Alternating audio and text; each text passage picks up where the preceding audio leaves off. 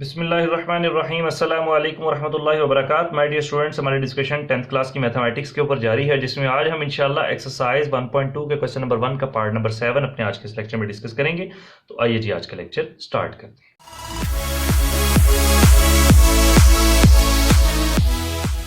प्यारे बच्चों, आपको मैंने बताया कि जब भी क्वेश्चन फैक्टराइजेशन से, चाहे कंप्लीटिंग स्क्वायर से या चाहे हम क्वाड्रेटिक फार्मूला से सॉल्व कर रहे होंगे, क्वेश्चन को हमेशा क्वाड्रेटिक इक्वेशन की स्टैंडर्ड फॉर्म के अकॉर्डिंग अरेंज करना जरूरी है। वो स्टैंडर्ड फॉर्म है क्या?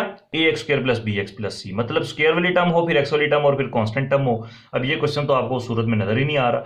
जब ये इस फॉर्म में कन्वर्ट नहीं हो सकेगा तो एबीसी नहीं आ सकेगा। जब एबीसी नहीं आ सकेगा तो हम फॉर्मूला में एबीसी की जगह वैल्यूज को पुट नहीं कर सकेंगे, और जब वैल्यूज को पुट नहीं कर सकेंगे तो कभी भी आंसर सॉल्व नहीं हो सकेगा।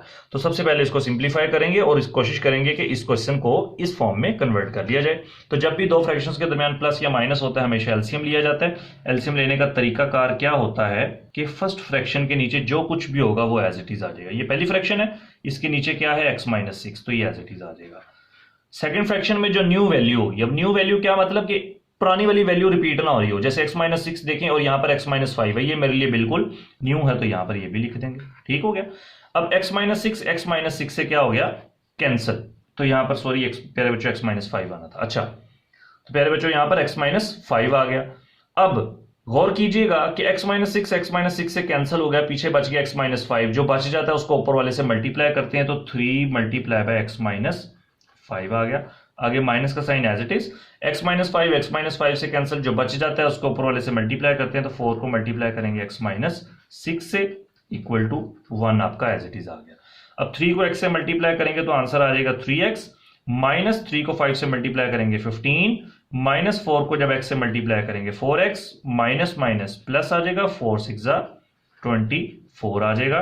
डिनोमिनेटर में भी वैल्यूज को मल्टीप्लाई कर लेते हैं, एट द एंड इसने उधर जाना है तो हम मल्टीप्लाई कर लेते हैं, फिर उस तरफ ले जाएंगे। ठीक है, तो मल्टीप्लाई दो ब्रैकेट्स को कैसे करते हैं ये हम 9th क्लास में वैसे सीख चुके हैं। फर्स्ट ब्रैकेट की first value, second bracket complete, first bracket की second value, second bracket complete. अगर आप डायरेक्ट मल्टीप्लाई कर सकते हैं तो आप डायरेक्ट मल्टीप्लाई कर सकते हैं। 3x minus 4x is minus x, minus 15 plus 24 is plus 9 divided by x को x से मल्टीप्लाई करेंगे तो x स्क्वायर, x को माइनस 5 से मल्टीप्लाई करेंगे माइनस 5x, माइनस 6 को x से मल्टीप्लाई करेंगे minus 6x, minus minus plus, and 5 6 30 is equals to 1। ये सारी वैल्यू यहां पर डिवाइड हो रही है, उस तरफ जाकर मल्टीप्लाई हो जाएगी, तो यहां पर रह जाएगा माइनस x प्लस 9। अब ये सारी वैल्यू उधर भी लेके जा रहा हूं और उसको साथ साथ सिंप्लीफाई भी कर लेंगे, एक ही स्टेप में कैलकुलेशन भी करें और सिंप्लीफिकेशन भी करें। तो x square minus 5x minus 6x is minus 11x plus 30। ये ख्याल रखिएगा, ये डिवाइड हो रहा था तो 1 के साथ जाकर जब मल्टीप्लाई होगा तो कोई फर्क नहीं पड़ेगा ना 1 से, तो सिर्फ यही वैल्यू बच जाएगी। तो साइन ना चेंज कर दीजिएगा, साइन तब चेंज होगा जब इक्वल की लेफ्ट से राइट पर या राइट से लेफ्ट पर जाएगा। तो ये वैल्यू यहाँ पर डिवाइड हो रही थी, 1 के साथ जाकर मल्टीप्लाई हुई, और मैंने उधर जाते जाते ना दरमियान में मैंने साथ सिंप्लीफाई भी कर दिया इसको, ताकि हमें एक स्टेप ज्यादा ना करना पड़े। और पहले बच्चों अब तमाम वैल्यूज को एक साइड पे कर लेते हैं, और मैंने आपको बताया था कि हम कोशिश ये करते हैं कि स्क्वायर वाली टर्म का कोएफिशिएंट जो है ना वो पॉजिटिव रखा जाए क्वाड्रेटिक फार्मूला के केस में।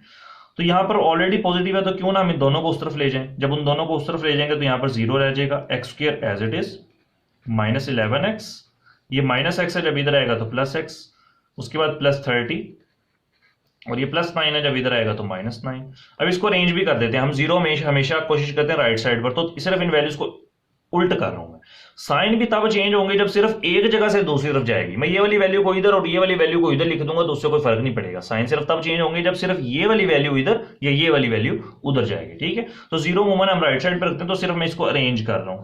तो x square minus 11x plus x is minus 10x, plus 30 minus 9 is plus 21 is equals to 0। ये देखें जी, अब आपकी क्वाड्रेटिक इक्वेशन की स्टैंडर्ड फॉर्म के अकॉर्डिंग क्वेश्चन हो गया arrange. ax square plus bx plus c, square वाली टर्म x वाली term constant term, by comparing with ax square plus bx plus c।